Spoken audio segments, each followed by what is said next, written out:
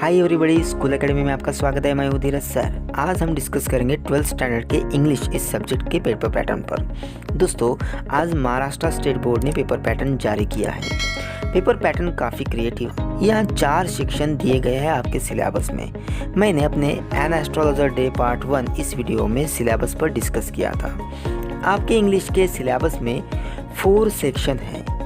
इसमें से आज हम प्रोज सेक्शन पर डिटेल डिस्कस करने वाले हैं। तो चलिए जानते हैं पेपर पैटर्न कैसा रहेगा। पहले हम आपको बता दें, क्वेश्चन 1 का जो फर्स्ट एक्सट्रैक्ट या पैराग्राफ है वो सीन पैसेज रहेगा, यानी वो किताब में से रहेगा। वो करीबन 275 वर्ड्स से 300 वर्ड्स तक रहेगा। काफ़ी बड़ा पैसेज है। उसे पढ़ने के लिए आपको फास्ट रीडर बनना पड़ेगा, नहीं तो आपका टाइम मैनेजमेंट नहीं हो पाएगा। आपकी किताब में प्रोज सेक्शन में 8 चैप्टर्स कुछ इस तरह से दिए गए हैं। An astrologer day, on saying please, the cap and the anthem, big data, big insights, the new dress, into the wild, why we travel and voyaging towards excellence। ये आपके चैप्टर्स है। इन चैप्टर्स पर आधारित ये पैसेज रहेगा। तो अच्छे से डिटेल स्टडी कीजिए इन पैसेज की, इन चैप्टर्स की, और इन पर आधारित क्वेश्चंस इजीली छुड़ाइए। मैं आपको और एक अच्छी बात बताना चाहता हूँ इस प्रोज सेक्शन के बारे में, और वो है अकेले प्रोज सेक्शन पे ही आउट ऑफ 80 मार्क्स में से 34 मार्क्स है। अच्छा है ना दोस्तों, प्रोज सेक्शन 34 मार्क्स का।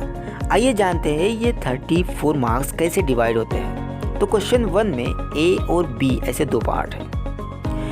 क्वेश्चन 1 ए में आपको एक एक्सट्रैक्ट दिया जाएगा जिस पर कुछ एक्टिविटीज़ पूछी जाएंगी जो आपको कंप्लीट करनी है, और ये एक्सट्रैक्ट 12 मार्क्स का रहेगा। ये कोई नई बात नहीं है, लेकिन सब क्वेश्चन को यानी A1, A2, A3, A4, A5 और A6 इनको इक्वल मार्क्स रहेंगे, यानी सभी को 2 मार्क्स इक्वली कैरी हो जाएंगे। तो आप कहेंगे A1 में क्या पूछा जाएगा? दोस्तों, A1 ये ग्लोबल अंडरस्टैंडिंग पे आधारित होती है। आप कहेंगे ये ग्लोबल अंडरस्टैंडिंग क्या है? मैं आपको क्लियर करना चाहता हूँ कि आपको पैसेज पढ़ना है, उसका स्कीमिंग और स्कैनिंग करना है। आप कहेंगे ये 2 नए टर्म्स, स्कीमिंग और स्कैनिंग क्या है? स्कीमिंग यानी आपको स्पेसिफिक इंफॉर्मेशन लोकेट करके सेंट्रल थीम को समझना है, और स्कैनिंग यानी जनरल इंफॉर्मेशन आपको इकट्ठा करनी है। पैसेज की सेंट्रल थीम समझनी है, वो पैसेज किस विषय पर आधारित है ये समझना है। ये आपको ईच और एवरी पैराग्राफ में करना है। अभी आपको पैसेज की थीम समझने के बाद और स्पेसिफिक इंफॉर्मेशन को अंडरलाइन और समझने के बाद आपको पूरे पैसेज पर ट्रू और false, correct the statement, give correct reason, complete the statement, fill in the blanks या सीक्वेंसिंग में लिखिए, ऐसे क्वेश्चन पूछे जा सकते हैं जो ओवरऑल पैसेज पर आधारित होंगे। उसे ही ग्लोबल अंडरस्टैंडिंग कहते हैं। दिखने में ये जितना इजी लगता है उतना ही टाइम पास करने वाला A1 ये क्वेश्चन है। हम आगे चलते हैं A2 की तरफ। इसमें कॉम्प्लेक्स फैक्चुअल क्वेश्चन पूछे जाते हैं जो स्पेसिफिक इंफॉर्मेशन पर आधारित होते हैं। ये आपकी माइंड मैपिंग इस स्किल पर आधारित है। वो कैसे मैं बताता हूँ। आपकी वेब चार्ट, फ्लो चार्ट देखे होंगे कभी। Complete the table, match the following, complete tree diagram, select alternative, ऐसे क्वेश्चन देखे होंगे। इन्हें ही कॉम्प्लेक्स फैक्चुअल क्वेश्चन कहते हैं। ये काफ़ी इजी है लेकिन हमेशा कंफ्यूजिंग में ले जाती है। अब हम चलते हैं A3 की तरफ। ये इन्फरेंस, इंटरप्रिटेशनल या एनालिसिस पर आधारित होते हैं। ये ज़्यादातर guess the meaning, deduce, infer, to take out the meaning according to the extract या टेक्स्ट पर आधारित होते हैं। अगर आपको पैसेज समझ में आता है तो आप गेस कर सकोगे। जैसे एन एस्ट्रोलॉजर डे में पूछा गया है, an astrologer has changed his appearance and his persona when he arrived in the city. Guess the reason, यानी ये आपको गेस करने के लिए मजबूर कर देगा। ये A3 वाला क्वेश्चन आपको सोचने पर मजबूर कर देगा। आप इजी स्टेजेस की ओर से हार्ड स्टेज की तरफ जा रहे हैं, ऐसे समझिए।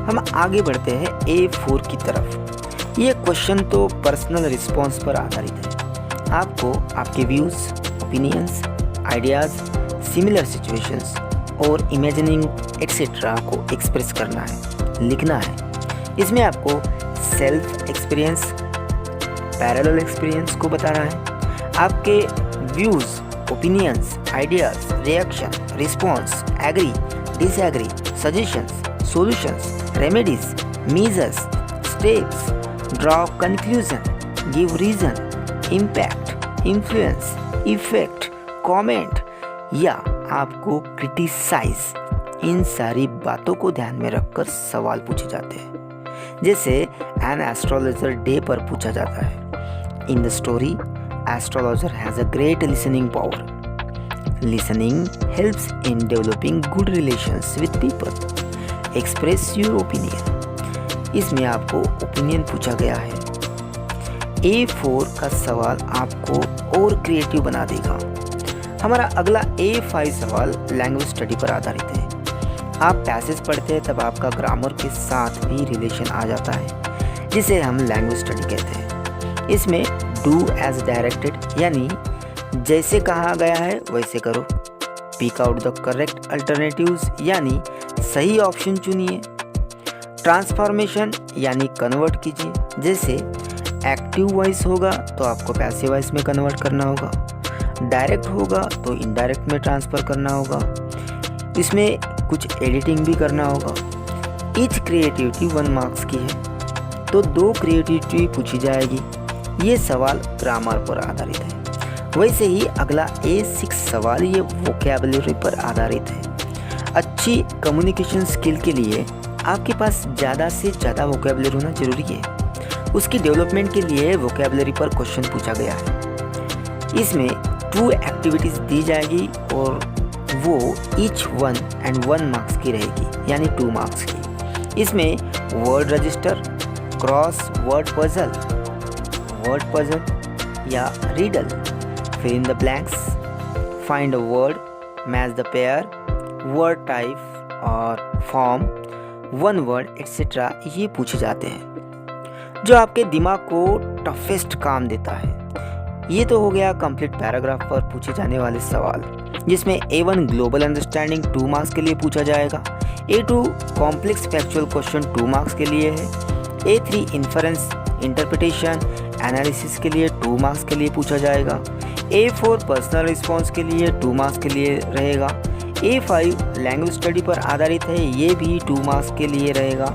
और A6 वोकैबुलरी डेवलपमेंट पर है, ये भी 2 मार्क्स के लिए पूछा जाएगा।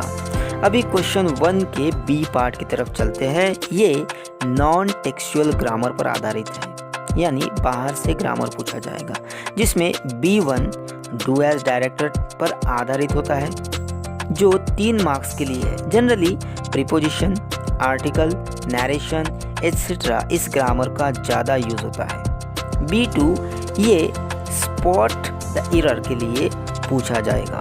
जैसे ही रीड ए नॉवेल टुडे, ये सेंटेंस है। इसमें कॉमन एरर आपको ढूंढकर सही करके फिर से लिखना है, यानी ही रीड्स अ नॉवेल, ये आंसर हो गया। इसमें कॉमन मिस्टेक मेन वर्ब को यस या ईएस एडिंग लगाना था, तो जो हमने लगा दिया है। तो ऐसे क्वेश्चंस पूछे जाते हैं बी पार्ट में। अभी तक हम 16 मार्क्स पर डिस्कस कर चुके हैं। क्वेश्चन 2 में जहां 3 पार्ट्स हैं, ए, बी और सी। फर्स्ट जो पैसेज है वो 12 मार्क्स का है, लेकिन ये पैसेज अनसीन है। ये पैसेज किताब में से नहीं होगा। इसमें पूछे जाने वाले सवाल क्वेश्चन 1 की तरह ही रहेंगे, उसमें कोई भी बदलाव नहीं है। Every question carries equal marks, लेकिन बी पार्ट ये डिफरेंट है। ये समरी राइटिंग पर आधारित है, जिसके रूल्स एंड रेगुलेशंस रिवाइज करके आपकी किताब में इंक्लूड किए गए हैं। मैंने नीचे डिस्क्रिप्शन में लिंक दी है, आपको इसके लेटेस्ट अपडेट मिल जाएंगे। समरी राइटिंग 3 मार्क्स की है। इसे 3 मार्क्स को कुछ इस तरह से डिवाइड किया गया है, जैसे covering all important points 1 marks के लिए, आपको पैसेज सभी पॉइंट्स को कवर करना होगा, उस पर 1 मार्क्स है। लैंग्वेज और वोकैबुलरी पर 1 मार्क्स है, और ग्रामर परफेक्ट यूज़ करना है, उस पर भी 1 मार्क्स है। ऐसे 3 मार्क्स डिवाइड हो जाते हैं। आप कहेंगे ये तो ओल्ड सिलेबस में भी था, नया क्या है। दोस्तों क्वेश्चन 2 में सी इस पार्ट को ऐड किया गया है जो माइंड मैपन पर आधारित है। यह है 3 मार्क्स का। इसमें करीबन 200 वर्ड्स का एक्सट्रैक्ट दिया जाएगा। इसे पढ़कर आपको राइटिंग स्किल में माइंड मैपिंग किस तरह की जाती है उसकी गाइडलाइन दी गई है, उस पर सवाल पूछा जाएगा। काफ़ी इजी कॉन्सेप्ट है। आपको दिए गए पैसेज पर ग्राफिकली आइडियाज़ और कॉन्सेप्ट दर्शाना है, जैसे web chart, flow chart, pie chart, T diagram, tables etcetera. ये काफ़ी इजी है। इसमें मार्क्स कुछ इस तरह से डिवाइड होते हैं। कवरिंग ऑल पॉइंट्स 2 मार्क्स का है और आपके प्रेजेंटेशन पर 1 मार्क्स है। ये हो गया कंप्लीट प्रोज सेक्शन, जिसमें हमने देखा है क्वेश्चन 1 में ए पार्ट 12 मार्क्स का है जिसमें एक्सट्रैक्ट पूछा जाता है। बी जो 4 मार्क्स के लिए है वो नॉन टेक्सचुअल ग्रामर है। क्वेश्चन 2 जिसमें ए पार्ट्स ये अनसीन पैसेज पर है, तो बी पार्ट्स 3 मार्क्स की समरी राइटिंग लेकर है, और सी जो 3 मार्क्स के लिए पूछा जाता है वो माइंड मैपिंग है। ऐसे टोटल हमने 34 मार्क्स का पेपर पैटर्न देखा है। नेक्स्ट सेक्शन का पेपर पैटर्न हम लेकर आएंगे डिटेल के साथ हमारे नेक्स्ट वीडियो में। देखते रहिए स्कूल एकेडमी इस चैनल को। अगर आप इस चैनल पर नए हैं तो जल्दी से सब्सक्राइब कीजिए और शेयर कीजिए अपने दोस्तों को, और हाँ, कमेंट देना ना भूलें। तब तक के लिए नमस्कार।